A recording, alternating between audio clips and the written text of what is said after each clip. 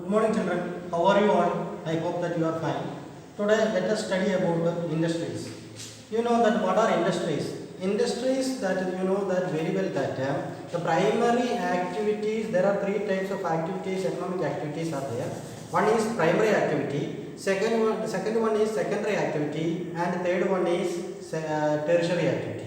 Primary activities that is related to agriculture and other occupations we can call it as primary activity. But we are discussing in the secondary activities, that is we can say industrial sector, that is nothing but industrial sector, that we can call it as secondary sector. From the secondary sector we want to know more about the industrial sector.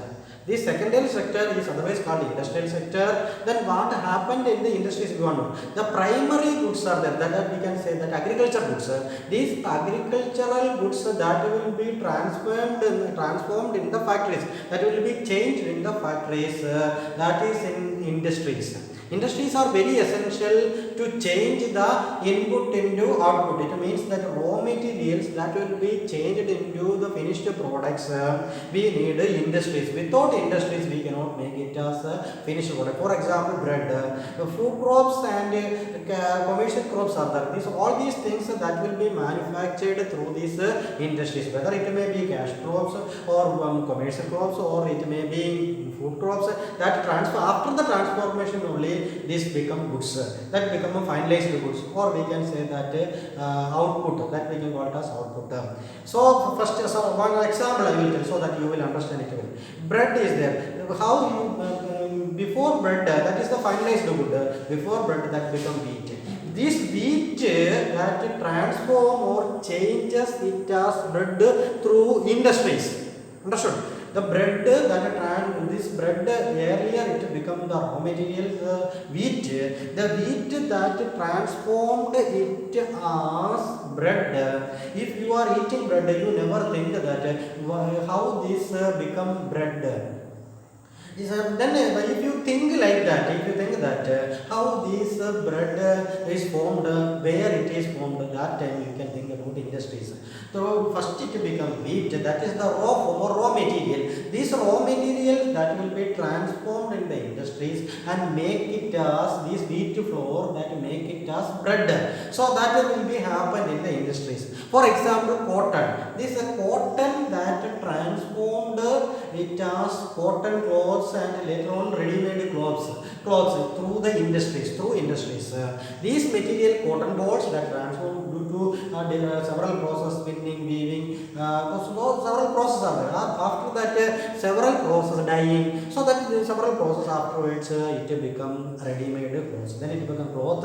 Later on in the stitching unit, it goes to the stitching unit in the industries. At last it become ready-made clothes. So that there will be a transformation that happen, that is in industries.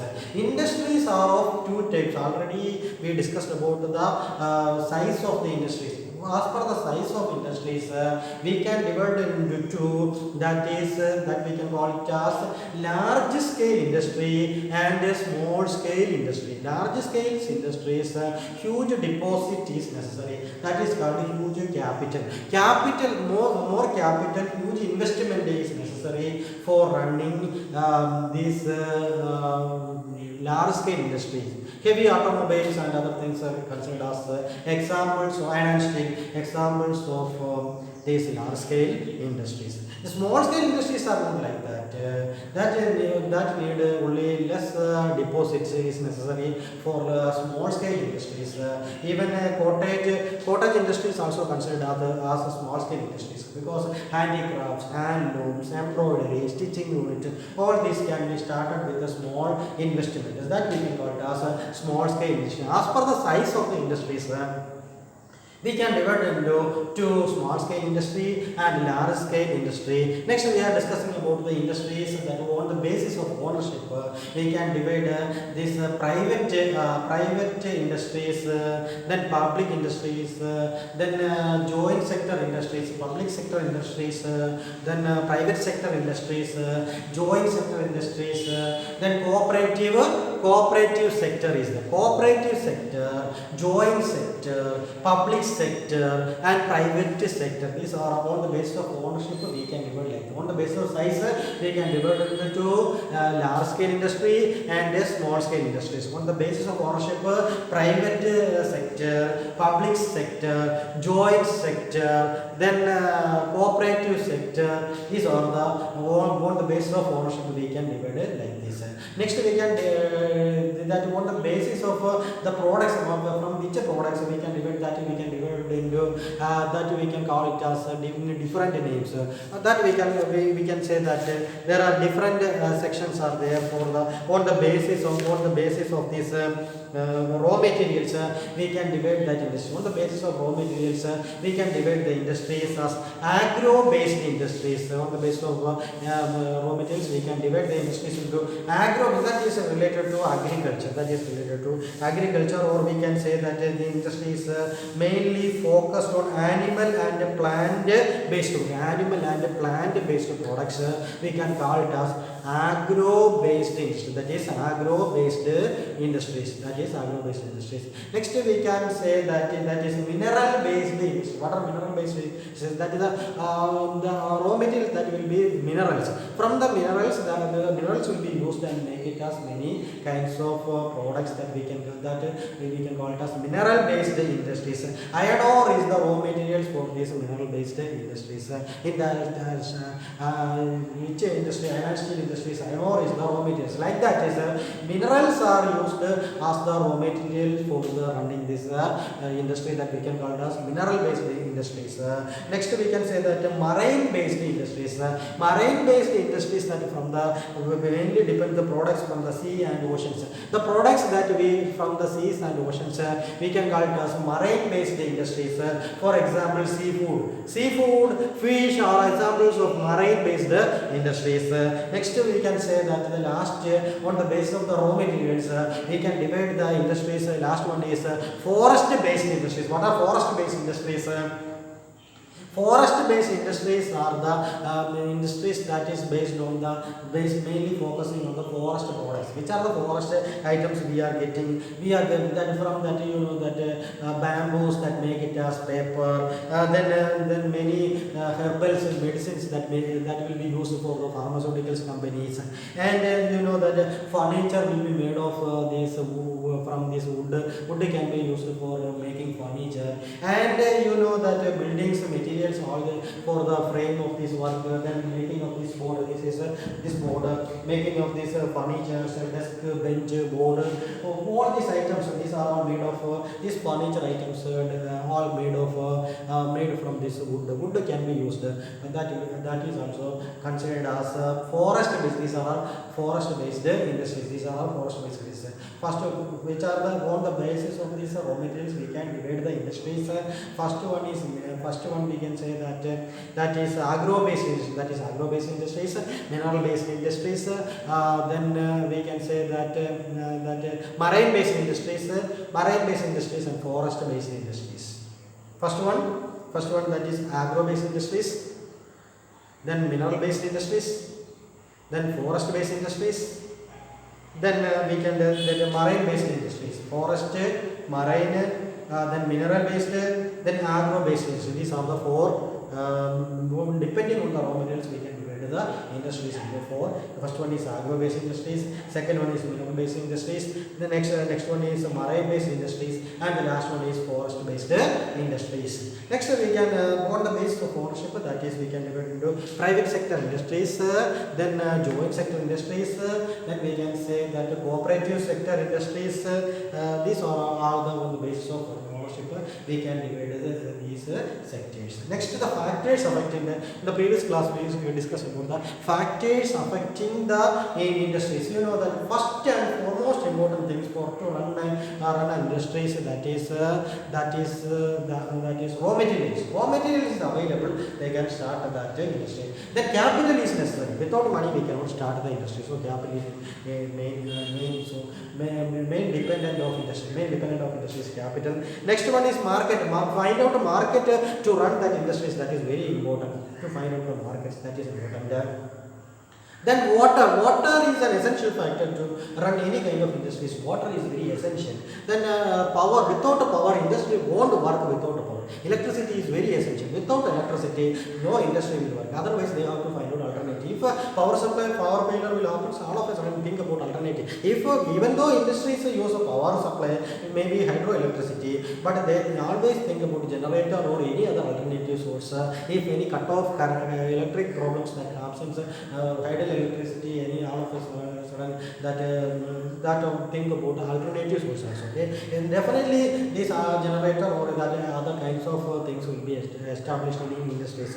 So that power is very necessary. Next is the land. Land is an essential factor to run any industries. Without land, it won't work, because this is an essential factor. This land, within that land only the buildings, then all these kinds of things will be in that land. So land is very essential, and it will be suitable land for transportation and other things, that it will be suitable land. So land is very essential factor. Next is transportation. With the transportation is also important, because we want these finalized goods, or we can say finished goods, that will be transported to the market. That definitely the transportation is very essential. So raw materials are near to the factories, so that they can through this transportation they collect easily to the factories and make it as finished products. So that these are all things are very essential. Which are the things essential for these the running of these industries? Raw materials. First one raw materials. Second one is we can say that the first one raw materials. Second one land.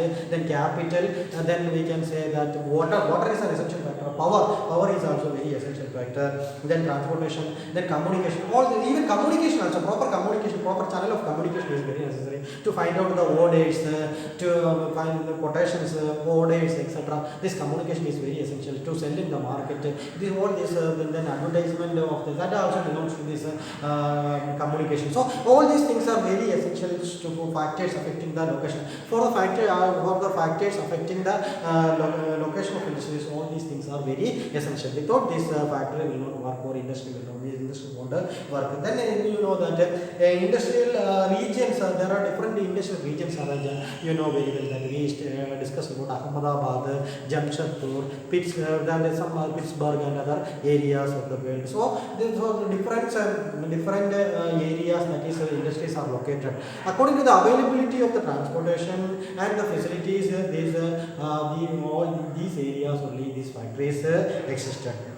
Then iron, which is the biggest industry, that is iron and steel industry, who started in India first, Tata and Tisco, Tata and Steel Company, that is Tisco, that was established in Ahmedabad, in Gujarat. We learned in our previous class, Gujarat that started this Tisco, or we can say the Tata Iron and Steel Company, that was established by Jamshedji Tata, Jamshedpur, that is started. Conveniently, that iron and steel, which is the raw material of iron and steel industries. Iron ore is the we can say that iron ore is the raw material for iron and steel. It's a large scale industry. Huge investment is necessary for this iron and steel industry. Tisco is best example of Tisco that we discussed in our previous class. Next we are studying about topics that textile industry. Now we are discussing about textile industry. Listen very carefully so that we can understand it well. Textile industry. So for textile, which are the raw materials that need for textile industry? You know it very well. That which are the raw materials? That is cotton, wool, silk, jute, and flax are the raw material for the textile industry. Which are the raw materials needed for textile industry? Cotton, wool, silk, jute, flax, etc. are necessary for cotton textile industry. Or industry. Which industry? Textile industry. Textile industry, in examination may ask which are the raw materials needed for textile industry. That time you can write cotton, wool, silk, jute and flax are the raw material for textile industry. Next, there are two types of fibers are there. You know it very well. You learned in science also. Natural fiber and synthetic fiber. You studied that man-made fiber and natural fiber. Natural fiber, which are the natural fibers that used in the textile industry? Which are the natural fibers that is used in the textile industry? So you have learned in science also. The natural fibers that you know it very well, that wool, wool, silk, cotton, linen, jute are examples of natural fibers. These are all natural fibers. You know that when the Britishers came to India, that time they largely used these cotton cloths and cotton materials. They used these items. It had a great demand in that time. But later on, what happens when these man-made fibers are used or synthetic fibers are used, the demand that goes down. That these clothes, the demands that goes down, and people are in search of the cheap rated qualities. Every time people always prefer the not low quality. The people always prefer the prices, according to the price only they will purchase the goods. When we compare it to these natural fiber clothes that in the textile industries, if they purchase, they have to pay more money because it is labor absorbing. More labor is needed. Labor absorbing or more labor is needed for these industries, especially that handloom industry and other things. Labor is very much essential. Handloom industry, definitely more labor work is there. They will work very hard, so that as the expenses, if they calculate, if we want to buy these materials from them, definitely we have to give more money. But when we buy these same things from synthetic items, if we use or these man-made things, if we use, maybe low cost. People always in search of low cost items. They always think about low cost items, so that these kinds of industries collapse later, that we will discuss. So here man-made first what are natural fibers? Natural fibers that are taken from the nature itself, from nature of plants, from the nature. Some plants we collected these raw materials. Cotton plants, you know that cotton balls are collected from cotton balls. Like this, from these kinds of plants we are taking, either plants or any other items from the nature itself we are taking. That is called natural fiber. For example, wool, silk, cotton, linen, etc. You are the examples. Even from the animals fur also taking. Animal fur also taking. Even these plants, cotton balls from the cotton plants like this, from animals, from plants we are taking. Anyway, these are from natural. That is very natural fiber. So natural fibers like wool, silk, cotton, linen, jute are examples of natural fiber. Natural fiber, we have to protect this natural fiber, and we have to encourage and motivate them. Otherwise, what will happen is that these natural fibered materials people will not use. People will be in search of these synthetic items, so that this cotton textile industry may collapse. Cotton textile already they are in danger. They are in threat now. The cotton textile owners, manufacturers, they are in threat now due to the excessive use of these synthetic materials that is used in the textile industries. So actually the government is ready to protect these kinds of handloom industries, handloom industries rather than machine made industries. Anyway, but it may be expensive. If handloom items or products if we purchase, it may be expensive because more labor is necessary for making this material. But at the same time, synthetic that is made from machine, that is machine made, so that at a cheap rate they can sell it. So who are in danger? The cotton textile handloom mills owners they are in danger now. They are in a critical situation now. So then the man-made fibers, which are the man-made fibers like nylon, polyester, acrylic, rayon, etc. are man-made fibers or synthetic fibers. The man-made fibers like nylon, polyester, acrylic, rayon, these are all very cheap. We will get at a cheap rate. These materials we will get at a cheap rate because it is made of machines. Machines are used to finalizing those products rather than handlooms or hand labor is not using that at that time. So man-made fibers like nylon, polyester, acrylics are rayon examples of man-made fibers. Next there will be a great threat. Already I told you that threat of textile industries. The synthetic clothes are threat to this natural fiber material, fabricated clothes. Natural fabricated clothes, these clothes are in danger now.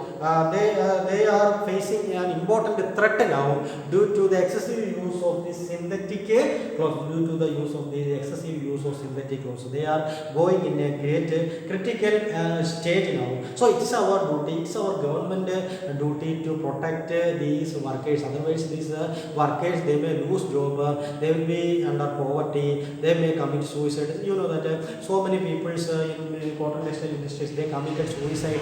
When the Britishers, they come to India, they introduced machine made goods, they machine made products, they introduced in India at a cheap rate. They sell that time. So many cotton textile industries, they committed suicide. Even handloom industry, those who are depending on handlooms, they are mainly depending on this, they also committed suicide. Why this happens?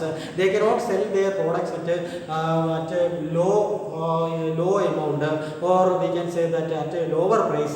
They can't sell their items because that may take many days work, many days hard work only their products that comes, so that they can't sell compared to, they cannot compete with the machine made goods that was produced in Britain. The Britain machine made goods, they cannot compete with the machine made goods produced in Britain, so that so many handloom owners, they committed suicide. Handloom workers, they committed suicide in India due to the advent of the Britishers. That you know it very well.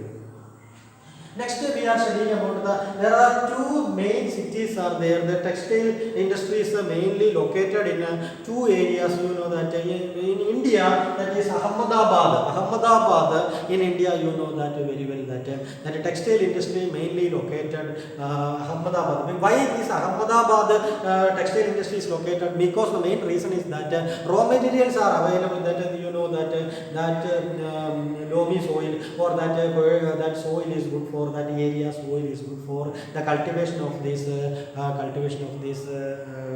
items, raw materials. Especially the raw materials like cotton and other items will be available in Ahmedabad. Loamy soil or black soil, these are all good for the cotton cultivation. Black soil is or regular soil is so used for cotton cultivation. So that soil is near this Ahmedabad. So the textile industry that is established in Ahmedabad. Ahmedabad has been called as the Manchester of India. Ahmedabad has been called as the Manchester of India. In examination may ask what is called the Manchester of India. Ahmedabad has been called the Manchester of India. Next we want to study about Osaka in Japan. That was in Japan. Japan also give more importance to textile industry. Japan, China and India are the leading producers of these textiles in different parts of export. Most of these items, the materials we are exporting. What we produce, majority of these items we are exporting to different parts of the countries. That you know it very well. Then this Ahmedabad has been called the Manchester of India, and Osaka has been called the Manchester of Japan. Osaka has been called the Manchester of Japan. One word questions may ask, dash has been called the Manchester of Japan. Dash has been called Manchester of Japan. Osaka has been called as the Manchester of Japan. What has been called the Manchester of Japan? Osaka has been called as the Manchester of Japan. Dash has been called the Manchester of India. Ahmedabad has been called as the Manchester of India. Then you know that nowadays we are facing the most important problem is that Chinese products that are available at a cheap rate, so that the synthetic Chinese products that will distract these handloom workers, textile industry, etc., because they sell at a cheap rate. So that we discuss. Next, you know that first textile mill that was established in Kolkata. First textile mill that was established in Kolkata in the year 1818. The Fort Gloucester. That Fort Gloucester that was in Kolkata in 1818. The first textile mill was established, but it did not run for a long time. It closed down. Later on it closed. This first textile mill, that is Fort Gloucester in Kolkata in 1818. That started. That was the first textile mill that started, but Then afterwards, within 1 or 2 years, it will close. It did not run for a long time. It did not run for a long time. You know that the textile, the term textile is derived from the Latin word texture. That the word textile is derived from the Latin word texture, T-X-E-R-E, texture. What is the meaning of this word texture? It means weave. It means weave. It means weave. The textile, that word comes from the Latin word texture, T-X-E-R-E, texture. It means to weave. It means to weave. Next, last topic, we are going to the last topic of this lesson, industry, that is information technology. When we discuss about information technology, your mind comes Bangalore. Bangalore has been called the IT center.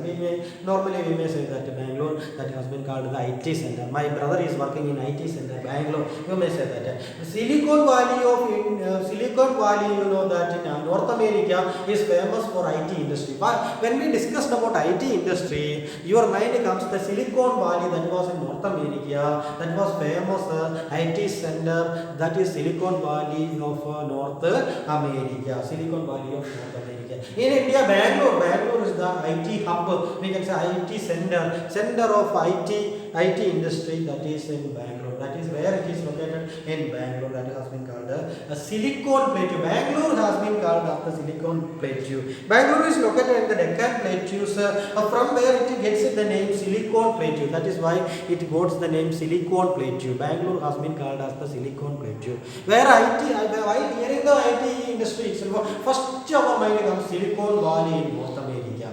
Next comes in India, first our mind comes with Bangalore. That has been called the Silicon Plateau. That has been called the Silicon Plateau. Why? Because Bangalore is located on the Deccan Plateau, from where it gets the name Silicon Plateau. So you know all this about what are the items sell in this IT industries, that softwares that may be discussed. Bangalore is the largest number of educational institutions and IT colleges in India. Bangalore, the most important feature of Bangalore is that Bangalore is the largest number of educational institutions and IT colleges in India, that is in Bangalore. Another importance that the city was considered dust-free with rents and low cost of living. With low rents and low cost of living, that is Bangalore. Next, the state government of Karnataka. The state government of Karnataka was the first to announce IT policy in 1992. In 1992, IT policy was first, that was the Karnataka government has the first to announce the IT policy in which year 1992. Next, the city was the largest and widest availability of skilled managers. Skilled managers are available in Bangalore. So, and with the work experience, they have having work experience. And that is, these are all the main features of Bangalore. Next, we are discussing about the close to some of the most advanced scientific and technological centers in the world also is there in Bangalore. So, Bangalore has been called Silicon Plateau and pleasant climate with Bangalore's important feature is that a pleasant climate with an attractive and clean environment. That you get plenty of space for development and future expansion is there in Bangalore. Next, it is located close to the major roads. This IT industry that is located in the major roads and airports. Good.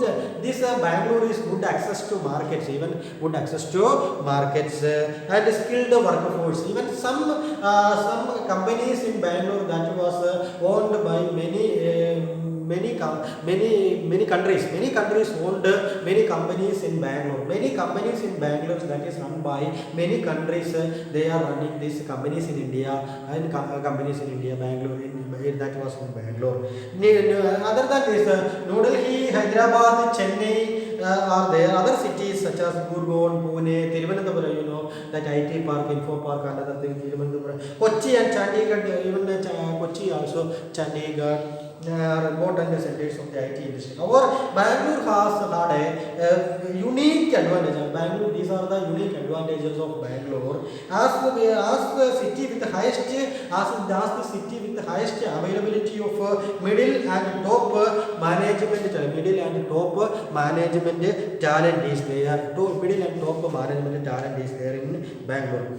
So this is we can say that this is also an IT hub also. This Bangalore has been called IT hub, and the Silicon Plateau.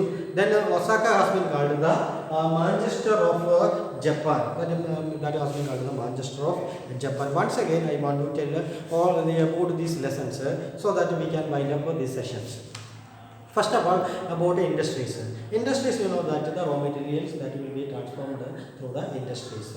That is industries. Industries, we can say that this is the secondary sector. Industries are the secondary sector or industrial sector. Then classification of industries: agro-based industries, then agro-based industries, mineral-based industries, marine-based industries, forest-based industries. Then on the basis of size, we can say small scale and large scale industries. Next, on the basis of ownership, private sector, joint sector, public sector, and joint sector and cooperative sector. And cooperative sectors are the main industrial sectors. Next, what are the factors affecting the location of industries? Raw materials, water, then labor, then market, then you know that power, land, transport, and communication. These are all essential factors that determines the location of the industries. Then industrial regions, you know that Ahmedabad, Gujarat. Then all these areas are located there. Then about the textile industry, when we discuss about textile industries. Textile industries, Ahmedabad is the main center of this textile industry. In Japan also one textile industry that will be located in this Osaka. So that Osaka has been called the Manchester of Japan. You know it well. Then the size of the industries we can divide into small scale and large scale. Large scale, that is you know that huge amount is deposited. Iron steel industry is best example of large scale industries. Other than this, main steel industries in Jamshedpur steel industries, then Pittsburgh steel industries, that is United States of America. That steel industry, Pittsburgh, that is steel industry that is in America, United States of America. Pittsburgh, Pitts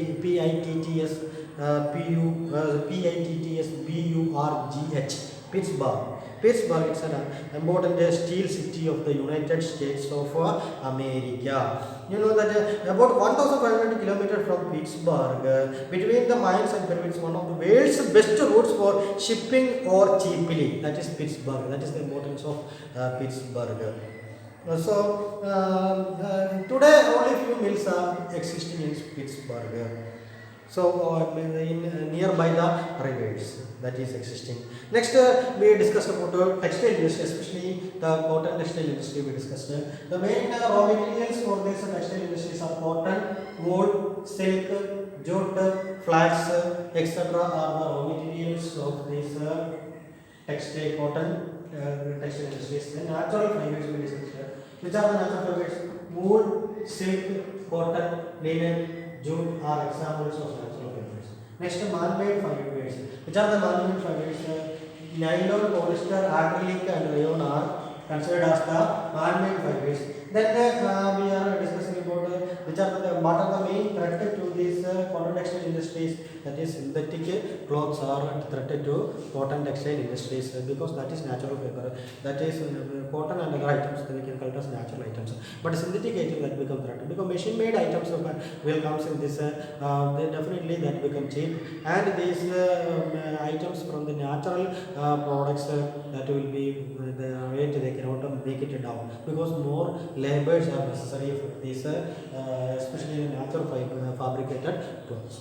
Next, we discuss about that Ahmedabad has been called as the main center of this textile industry. Otherwise, that is why Ahmedabad has been called the Manchester of India. Ahmedabad has been called the Manchester of India. Then Osaka, that is called the Manchester. Osaka has been called the Manchester of Japan. then some products the machine made products are get threatened to these industries. I hope that you understood very well about the industries. This lesson, I hope that you understood it very well.